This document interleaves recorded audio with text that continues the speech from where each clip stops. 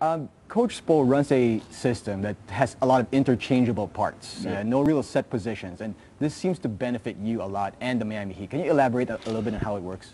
Well, Spo said he did it because of me, and I guess, and I think it's very unique. Our team is very unique to be able to have a positionless team where guys are interchangeable, guys can play multiple positions. It makes our team very dynamic. You can't really scout or scheme our team because we're all over the place. So Spo was able to make that transition for our team because of me. That's what he says, and I just try to do my part. Now, you've developed your game every single year. We've seen a little bit of you, LeBron James.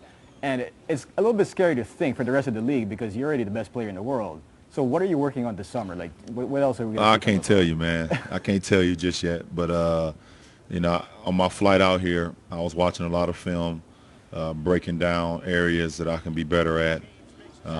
So I will be I will be a better player this year than I was last year, and that's scary. It's very scary for my opponents. But you know, I'm not satisfied with where I am in my career right now, and I want to maximize my potential. So, you know, we see where it lands me. Now, Akron, Ohio, you put it on the map. Not many people knew about it before LeBron James. Can you talk a little bit about what it was like when your high school games were broadcast nationally, right, and now everybody in the world knows Akron, Ohio? It's actually a little bit too much for a high school kid. Yeah. Looking back on it, you know, I mean, all the exposure I had as a 15-year-old kid, 16-year-old kid on the cover of Sports Illustrated and having my games on national television, it's a little bit too much. And I would never want my son or either one of my sons to have to go through that. But I think what I had an unbelievable support system. My mother was unbelievable. My coaching, my mentors, my teachers at the time, and then my friends. I have 4 best friends that we really never even talked about, you know, what was actually happening. I don't even know if we even knew. If we knew it, it could have got ugly, but we actually didn't know. Now, you seem to be under a microscope when it comes to the NBA. Like, people talk about your pregame dunks. You don't say. Are you believe that? What, I don't understand it. So, do you think this just comes with the territory, or how do you deal with this? Man, I've been in a microscope since I was 15 years old. You know, when my high school games was moved from our high school to the university, that's when it started. You know, so you know, I've been in this position going on almost 14 years. So I understand that everything I say can be blown up.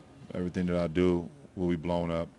And but I don't really worry about it too much. I live my life. I play the game of basketball at the highest level, and I respect, you know, the people around me, and that's all that matters.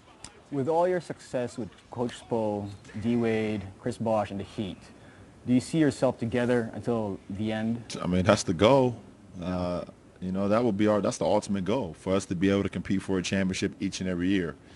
But, you know, none of us know what tomorrow holds. No one knows what tomorrow has in store. But, I mean, who wouldn't want to be able to be with 2 other Hall of Famers?